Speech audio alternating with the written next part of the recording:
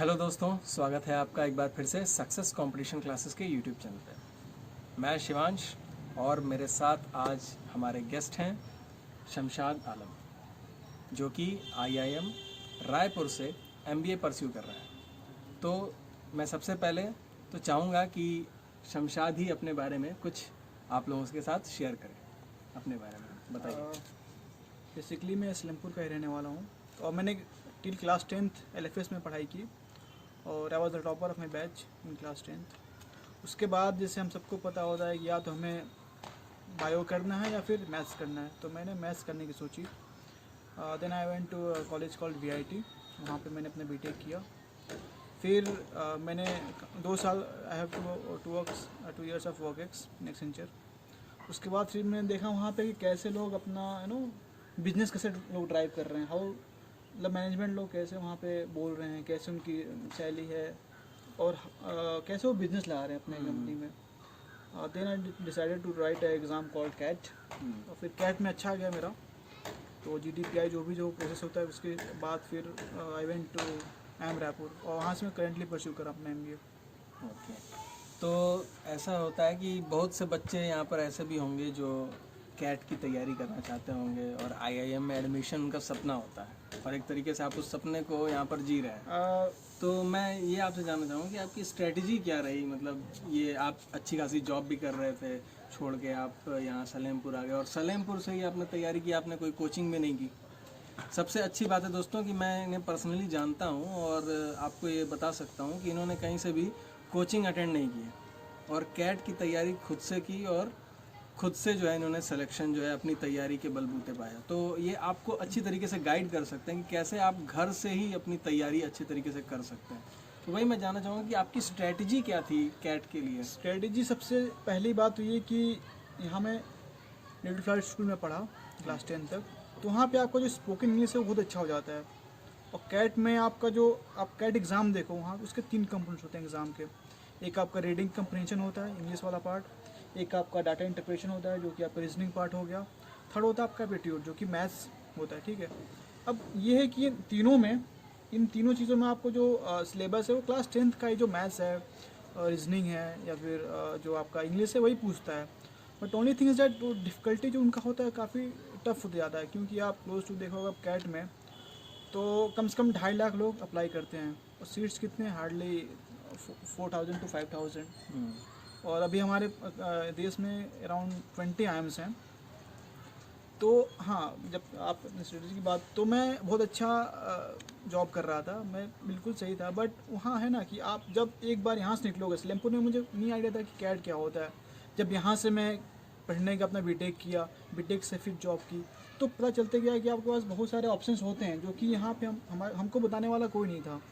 तो फिर मुझे जॉब करते हुए पता चला कि एग्ज़ाम भी होता है करके, कैट कॉमन एडमिनिस्ट्रेशन टेस्ट, उसके थ्रू आप IIMs में जा सकते हो।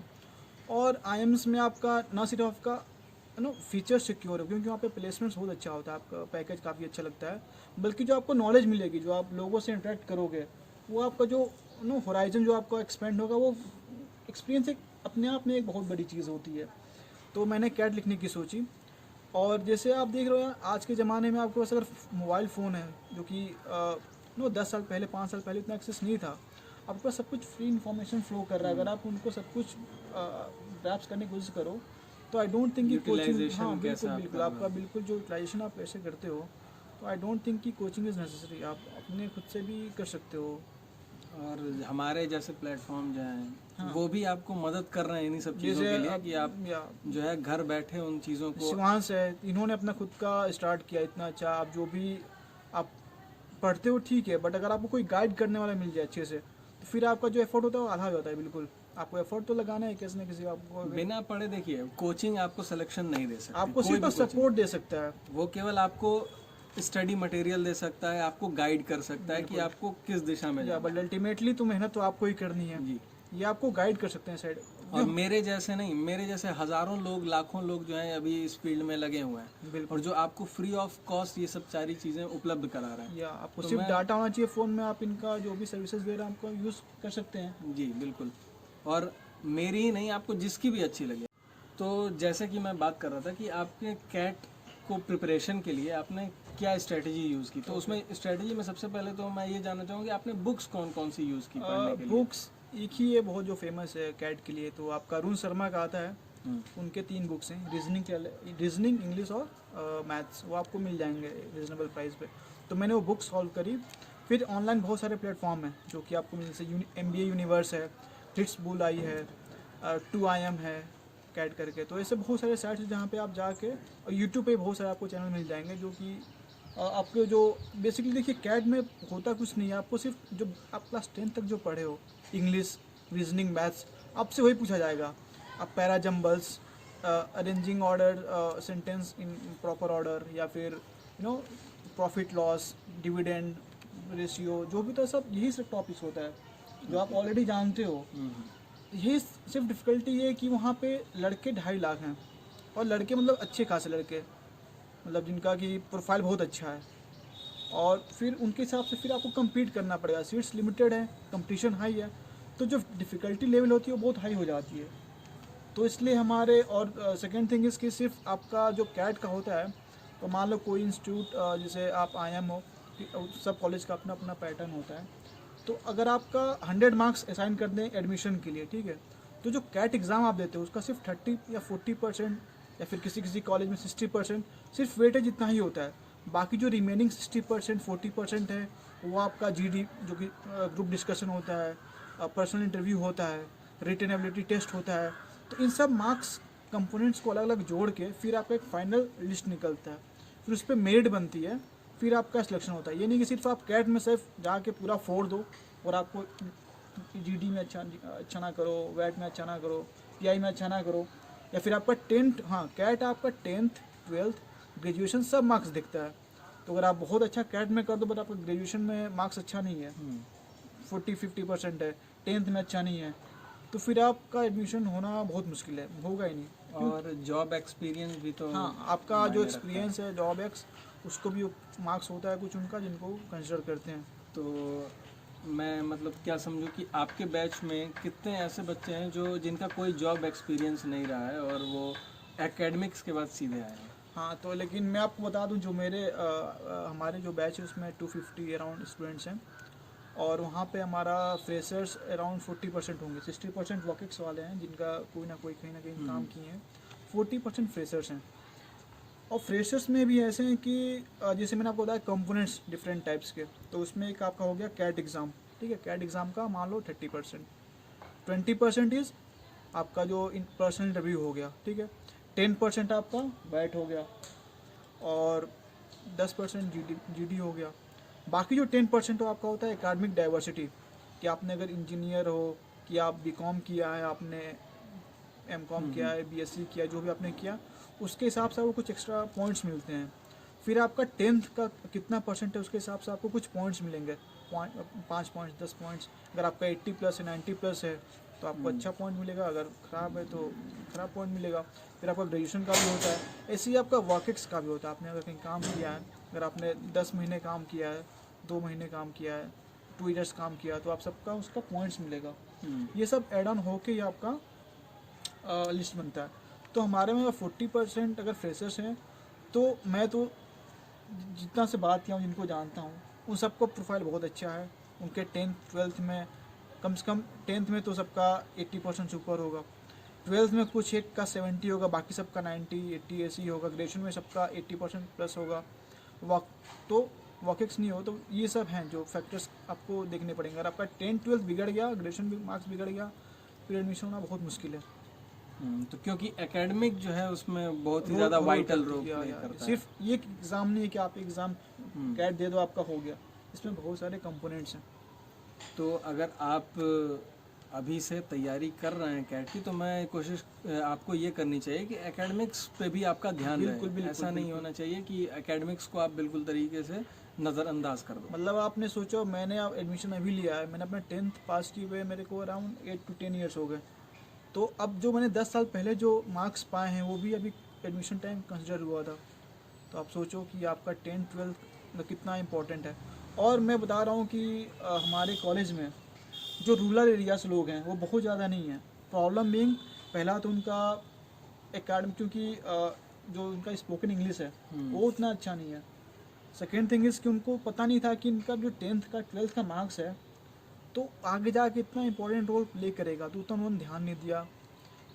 तो ये सभी फैक्टर्स आते हैं। अगर आप रूरल बैकग्राउंड जैसे हम लोग हैं तो आपको थोड़ा केयरफुल रहना पड़ेगा। आप शुरुआत से ही अच्छे से 10th से 12th आप अच्छे से करते प्रॉपर जाओ। गाइडेंस आप लेते रहिए बिल्कुल बिल्कुल। और उन चीज़ों को मजबूत कीजिए। और जहाँ पर भी आपको कमज़ोरी लगती है उन चीज़ों पे आप अभी से अगर प्रैक्टिस करें तो ऐसा नहीं है कि हम जो है हमारे घर परिवार में सब लोग इंग्लिश में बात करते हैं, नहीं। लेकिन शमशाद जो है हमारे एग्जाम्पल हैं कि हमारे बैकग्राउंड के साथ ये भी जो है वो पढ़े लिखे हमारे साथ ही और अच्छी खासी इंग्लिश बोलते हैं। तो इंग्लिश जो बोलना है वो भी इम्पॉर्टेंट है यहाँ पर या थोड़ा सा। एक तो इंग्लिश एक इम्पॉर्टेंट हिस्सा भी है। यूपी बोर्ड और जो हमारे क्या कहते हैं स्टेट बोर्ड्स होते हैं वहाँ पे थोड़ा सा इंग्लिश पे ध्यान नहीं होता। बहुत सारे बच्चे ऐसे होते हैं जो कि सिर्फ क्योंकि स्टेट बोर्ड से हैं, स्पेशली मैं यूपी बिहार की बात कर रहा हूँ, उतने वहाँ पे लोग नहीं मिले। वहाँ पे मैक्सिमम आपको जो मेट्रो सिटी के लोग हैं वहाँ वो ज़्यादा मिलते हैं वहाँ पे, क्योंकि उनका गाइडेंस उनका है, घर पे सपोर्ट है उनके सिस्टम। हमारे पास तो गाइडेंस करने के लिए कोई था ही नहीं। अभी जितना खुद से हमने सीखा, नेट से पढ़ा, वो सब हो गया, तो वो भी फैक्टर आता है। फिर हमारी इंग्लिश भी उतनी अच्छी नहीं होती, छोटे जगहों से आते हैं तो ये सब यहाँ पे हम थोड़ा पिछड़ जाते हैं अपने रीजन की वजह से।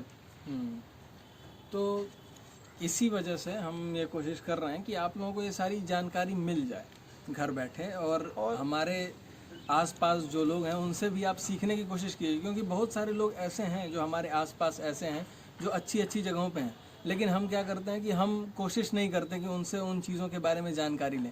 अगर आप पर्सनली उनसे जानकारी इस तरह की चीज़ों का लेंगे तो आपको ज़रूर उससे फ़ायदा मिलेगा। आपको स्ट्रेटजी अपनी सही करने में थोड़ा सा मदद मिलेगी। एक्सपीरियंस जो है हमेशा किसी भी इंफॉर्मेशन से, नॉलेज से बेहतर होती है। मैं आप यहाँ कहना चाहूँगा, जब मैं 10th में था तो मेरा यही था कि अगर मैं 10th में मैथ्स में ज़्यादा मार्क्स आया तो मैं मैथ्स लूँगा नहीं 11th में, या फिर अगर बायो में अच्छा आया तो फिर मैं बायो लूँगा।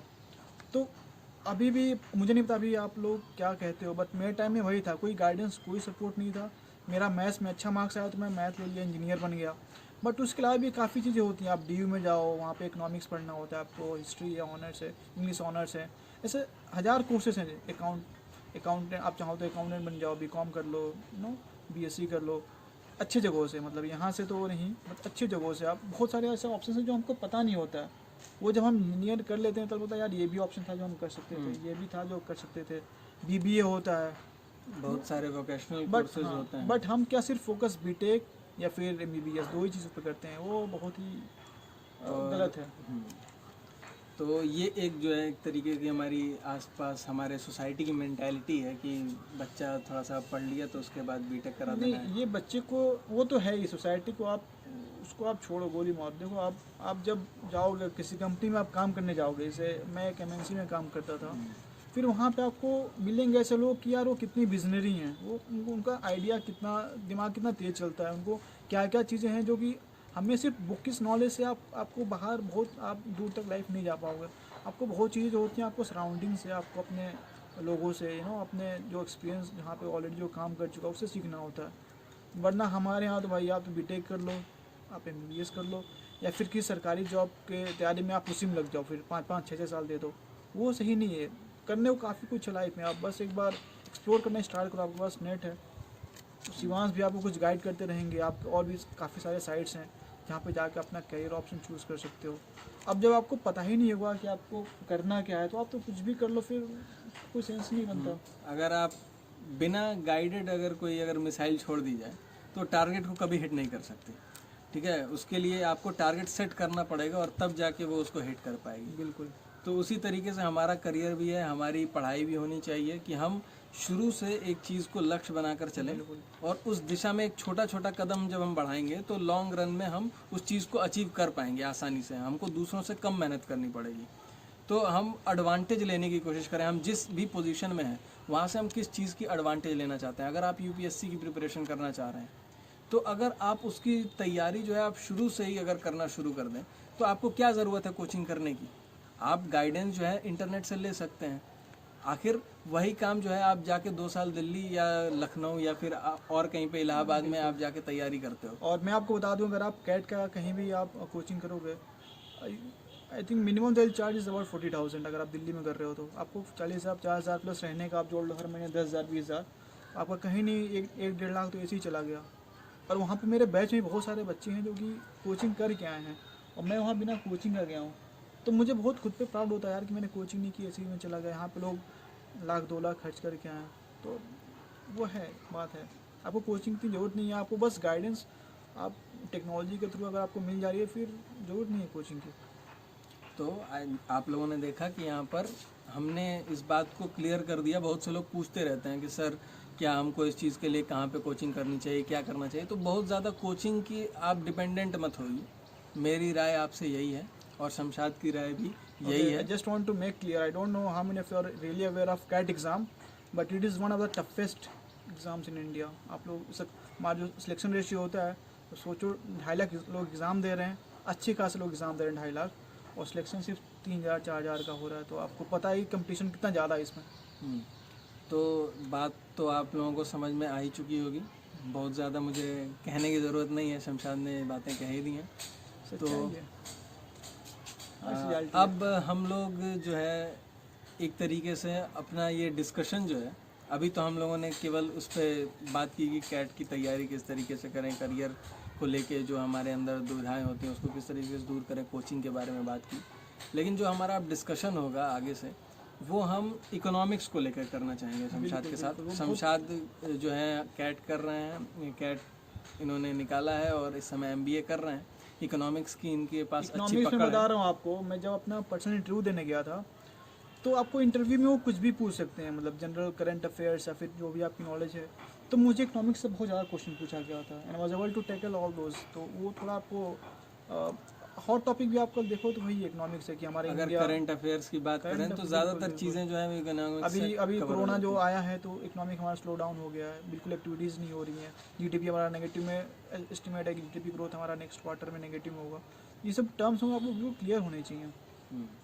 तो इन सब चीज़ों के बारे में आपको बेसिक एक तरीके से जानकारी जो है हम कोशिश करेंगे कि हम एक दूसरे से डिस्कशन करते हुए बिल्कुल इनफॉर्मल डिस्कशन, फॉर्मल नहीं, बिल्कुल इनफॉर्मल में आपको बहुत सिंपल शब्दों में आपको बताएंगे क्या क्या, जैसे रेपो रेट हो गया, जीडीपी हो गया, इन्फ्लेशन हो गया, सीपीआई हो गया, डब्ल्यूपीआई हो गया, बैलेंस ऑफ पेमेंट्स हो गया, नो जो आपका जो MCLR भी हो गया। इसके टेक्निकल टर्म्स हैं उसको हम कोशिश करेंगे कि सिंपल से सिंपल भाषा में उसको आप लोगों तक बोलता पहुंचा आम बोलचाल की भाषा में। बोलचाल भाषा, बिल्कुल एग्जाम्पल के थ्रू। तो जैसे आपस में एक दूसरे से हम बात करते हैं उसी तरीके से हम भी उस चीज़ को डिस्कस करेंगे ताकि आप लोगों का सिलेबस भी कवर हो और उन चीज़ों को हम समझा सकें आपको, ताकि आप जब पढ़ाई करें उसकी तैयारी करें तो आप जो है उसको अच्छे तरीके से रिवाइज करने में आपको आसानी हो। जो हम कहें आपको बिल्कुल सिंपल शब्दों में आपको वो ग्रास्प कर पाए। तो ये सीरीज़ आप लोग ज़रूर देखिएगा और हमारे चैनल को सब्सक्राइब कर दीजिए और जो भी लोग तैयारी कर रहे हैं उनके साथ आप इस वीडियो को शेयर कर दीजिए ताकि उनको भी इस तरीके की जो इनिशिएटिव हमने लिया है उसका लाभ मिल सके। क्यों ना हम लोग ये भी स्टार्ट कर दें कि आपको कैरियर गाइडेंस दें कि आप 10th के बाद आप क्या क्या ऑप्शन आप चूज़ कर सकते हो, 12th के बाद क्या ऑप्शन आप चूज़ कर सकते हो, आप PG में जाओ तो MBA है, नो बहुत सारे ऐसे ऑप्शन है जो कि आपको पता ना हो, आपको पता ही नहीं हो कि वो सब होता है। तो आप अगर आपके सामने अगर कोई ऐसी दुविधा है, आप चाहते हो कि आपको कुछ समझ में नहीं आ रहा है, आप चाहते हो सजेशन चाहते हो कि हम मैं 10th के बाद क्या करूं, 12th के बाद क्या करूं, तो उस पर भी हम डिस्कशन कर सकते हैं। आप जो है हमें नीचे उस पर क्वेश्चन कर सकते हो, कमेंट बॉक्स में आइए और हमसे अपना सवाल पूछिए। हम आपको ज़रूर अच्छी से अच्छी सलाह देने की कोशिश करेंगे कि आपके सामने 1-2 और एक्सपर्ट्स को ला सकें जो इस विषय पे आपको बता सकें, जिनके पास उस चीज़ का एक्सपीरियंस है, जो ऑलरेडी वो काम कर चुका हो, वो आपको अच्छे से बता पाएगा कि इस फील्ड में कैसे करना है, इस चीज़ में आगे कैसे बढ़ना है। आई थिंक वो बहुत आपके लिए हेल्पफुल रहेगा। तो आज का ये डिस्कशन यहीं पे समाप्त करते हैं। कल हम लोग इकोनॉमिक्स पे डिस्कशन अपना स्टार्ट करेंगे। तो वीडियो को लाइक कर दीजिए और दोस्तों के साथ शेयर कर दीजिए। बहुत बहुत धन्यवाद। Thank you.